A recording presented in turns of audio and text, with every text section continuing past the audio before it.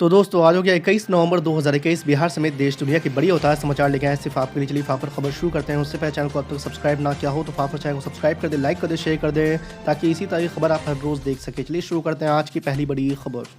UP की Banda jail में बंद चल रहे माफिया मुख्तार अंसारी पर योगी सरकार एक और बड़ी कार्रवाई करने जा रही है। पहले से तमाम मुश्किलों में घिरे मुख्तार अंसारी के लिए फिर एक मुसीबत खड़ी हो गई है। दरअसल सरकार अब लखनऊ में मौजूद मुख्तार अंसारी की 1.5 करोड़ की संपत्ति कुर्क करने की तैयारी कर रही है। इसके लिए पुलिस की एक टीम लखनऊ के लिए रवाना हो गई है। आपको बता दें कि एसपी अनुराग आर्य ने बताया है कि माफिया मुख्तार अंसारी ने लखनऊ के हुसैनगंज विधानसभा मार्ग पर अवैध तरीके से करोड़ों की जमीन इकट्ठा किया है, जिसे अब कुर्क किया जाएगा। दूसरी बड़ी खबर, करतारपुर साहिब में मत्था टेकने के लिए पाकिस्तान पहुंचे पंजाब कांग्रेस अध्यक्ष नवजोत सिंह सिद्धू एक बार फिर विवादों में घिर गए हैं।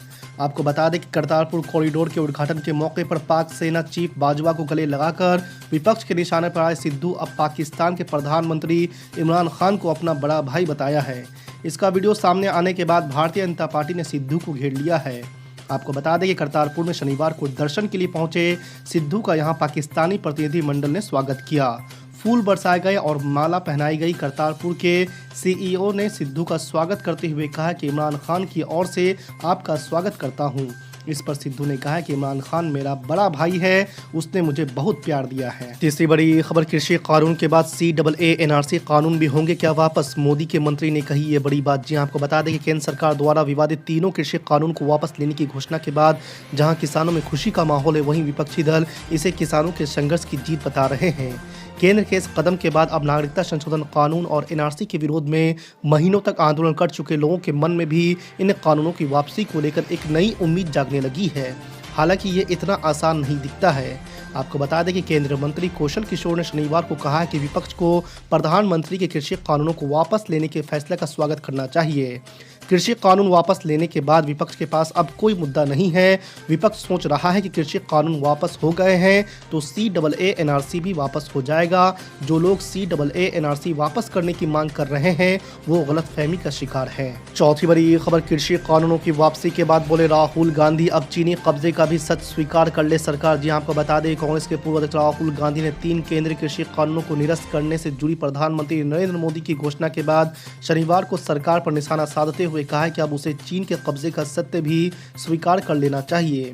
आपको बता दें कांग्रेस और राहुल गांधी चीन के साथ सीमा पर तनाव की स्थिति से निपटने के सरकार के तौर तरीकों को लेकर उसकी अक्सर आलोचना करते आ रहे हैं। राहुल गांधी ने सरकार पर निशाना साधते हुए ट्वीट किया है कि अब चीनी कब्जे का सत्य भी मान लेनी चाहिए।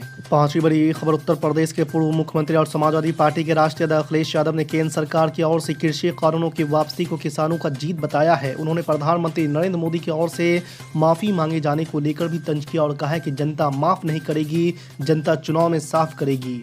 अखिलेश यादव ने केंद्र सरकार के इस फैसले को चुनाव को देखते हुए लिया गया फैसला बताया और कहा है कि जिस तरह से जनता सड़कों पर आ गई थी, हो सकता है कि उसकी वजह से घबराकर सरकार को यह फैसला वापस लेना पड़ा हो। उन्हें यह भी सवाल उठाया है कि चुनाव के बाद भविष्य में इस तरह के कानून नहीं लाए जाएंगे, इसका आश्वासन कौन देगा। छठी बड़ी खबर, कृषि कानूनों की वापसी पर बोले असदुद्दीन ओवैसी सरकार ने अपनी जमीन बचाने के लिए कानून को वापस लिया। जी आपको बता दें कि प्रधानमंत्री नरेंद्र मोदी ने शुक्रवार को 3 कृषि कानूनों को वापस लेने के ऐलान के बाद विपक्षी दलों ने तीखी प्रतिक्रिया देनी शुरू कर दी है। समाजवादी पार्टी के मुखिया अखिलेश यादव से लेकर BSP मुखिया मायावती, कांग्रेस महासचिव प्रियंका गांधी ने केंद्र सरकार पर हमला बोला है। अब AIMIM प्रमुख असदुद्दीन ओवैसी ने भी अपनी प्रतिक्रिया दी है। ओवैसी ने कहा है कि मोदी सरकार अब जल्द ही CAA का कानून भी वापस लेगी। क्रिकेट मैच हारते तो एक मुसलमान को पर इल्जाम लगा दिया जाता। मेरे अजीज दोस्तों और बुजुर्गों, इसीलिए हम आपसे कह रहे हैं कि अपनी क़यादत को बनाइए, मुझे मत देखिए, अपने आप को देखिए, अपने मसाइल को देखिए, इस आने वाले चैलेंजेस का आप कैसे मुकाबला करेंगे। मेरे अजीज दोस्तों और बुजुर्गों, और यहां पर उत्तर प्रदेश में बाबा की हुकूमत है। कोई काम आप बाबा से जाकर बोलो, अरे बाबा,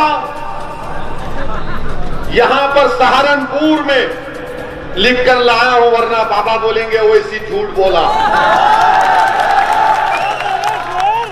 बाबा ने क्या कहा, किसी एक टीवी चैनल पर हम थे तो टीवी चैनल के एंकर ने हमसे पूछा कि योगी जी ने कहा कि ओवैसी अगर सिखों की भी बात कर देते दूसरे समुदाय की बात करते तो देश के नेता बन जाते।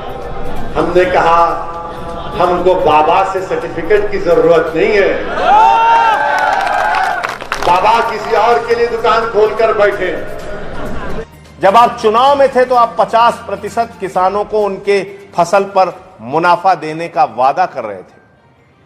आपने भरोसा दिलाया था इस देश के किसानों को। तो एमएसपी की गारंटी का कानून इस बार के संसद के सत्र में पास कीजिए। नंबर 1, जो 750 से अधिक किसान शहीद हुए हैं उनको शहीद का दर्जा दिया जाए, 1-1 करोड़ रुपए का मुआवजा उनके परिवारों को दिया जाए और उनके परिवार के लोगों को सरकारी नौकरी दी जाए। और अपने साथ जिस मंत्री को बैठा के आप घुमा रहे हैं, देश का गृह राज्य मंत्री, जिसके गाड़ी से 4 किसान कुचल के मार दिए गए, एक पत्रकार कुचल के मार दिए गए, उसको अपने मंत्रिमंडल से बर्खास्त कीजिए। शहीदों के नाम पर इस देश के किसान उनकी स्मृति बनाए रखें, इसलिए उन शहीदों की याद में एक स्मृति स्थल बनाइए।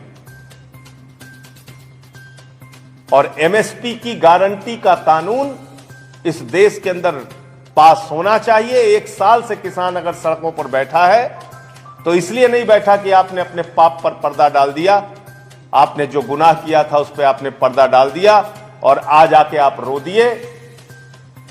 आप तपस्या में लीन थे, बंगाल के चुनाव में आप लीन थे जब किसान मर रहा था, इस देश की जनता मर रही थी,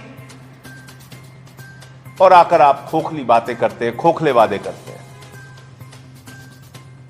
आम आदमी पार्टी फिर से एक बार अपने देश के किसानों को नमन करती है, उनके आंदोलन को, उनके संघर्ष को नमन करती है।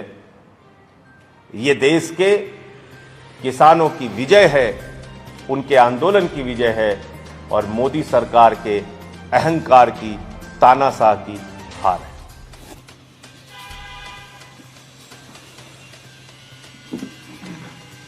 कोई सवाल आप लोगों का?